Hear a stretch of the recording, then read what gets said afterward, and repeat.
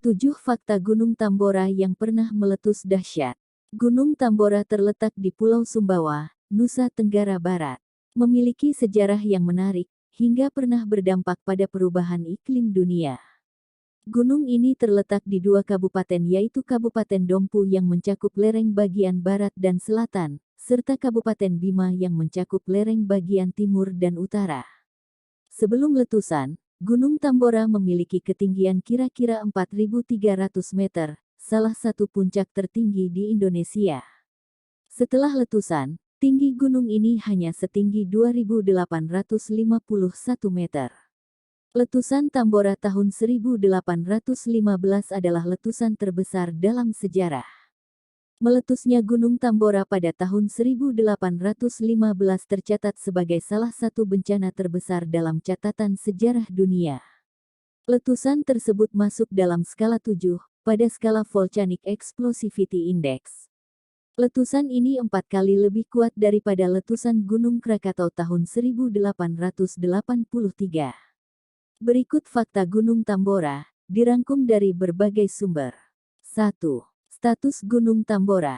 Gunung Tambora atau Tomboro masih berstatus gunung api strato aktif dan tertidur. Kubah lava kecil dan aliran lava masih terjadi pada lantai kaldera pada abad ke-19 dan abad ke-20. Letusan terakhir terjadi pada tahun 1967, yang disertai dengan gempa, dan terukur pada skala 0 VEI, yang berarti letusan terjadi tanpa disertai dengan ledakan. 2. Sejarah. Seorang gubernur Letnan Hindia Belanda, Thomas Stamford Raffles, yang kala itu memerintah Jawa sejak 1811, dalam catatannya menjelaskan letusan pertama Gunung Tambora.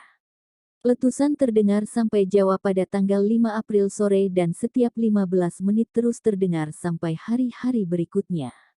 Letusan kembali terdengar secara dahsyat pada tanggal 10 April tahun 1815, dan terdengar sampai ke Sumatera. Awalnya, suara ini dianggap suara meriam, hingga sebuah detasemen tentara bergerak dari Yogyakarta, yang mengira pos terdekat sedang diserang. 3. Kerajaan tertimbun. Kerajaan Bima sendiri turut mencatat peristiwa dahsyat ini, dalam naskah kuno Bo Sangaikai, yang ditulis dalam bahasa Arab Melayu oleh juru tulis Kesultanan Bima. Di lereng Tambora, ada 3 kerajaan yang tercatat, yaitu Kerajaan Tambora, Kerajaan Sanggar, dan Kerajaan Pekat yang semuanya musnah karena letusan Tambora. Pada tahun 2004, sebuah tim arkeolog dibentuk dan memulai sebuah penggalian arkeologi di Gunung Tambora. Terdiri dari Universitas Rhode Island, Universitas North Carolina di Wilmington, dan Direktorat Vulkanologi Indonesia, dipimpin oleh Haraldur Sigurdsson. Setelah 6 minggu, tim tersebut menggali bukti adanya kebudayaan yang hilang yang musnah karena letusan Gunung Tambora. Situs tersebut terletak 25 km sebelah barat kaldera, di dalam hutan, 5 km dari pantai. Penemuan arkeologi memperjelas bahwa terdapat kebudayaan yang hancur, karena letusan Gunung Tambora tahun 1815. Sigurdsson menyebut kebudayaan ini sebagai Pompei dari timur. 4. Akibatnya terhadap dunia.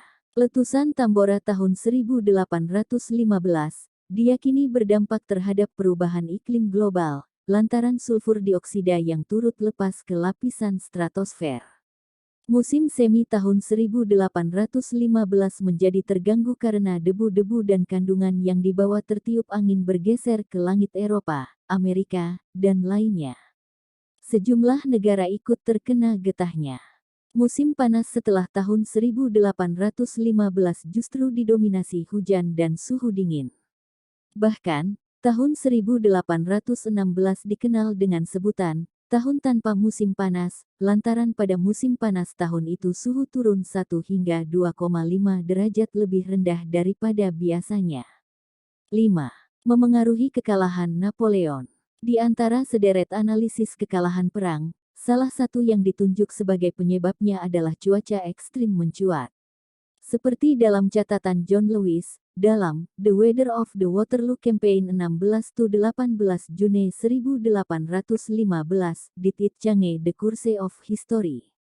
Menyebutkan hujan turun begitu lebat, tentara tertua dari pasukan itu bahkan tidak pernah melihat kejadian seperti ini, tulis John Lewis.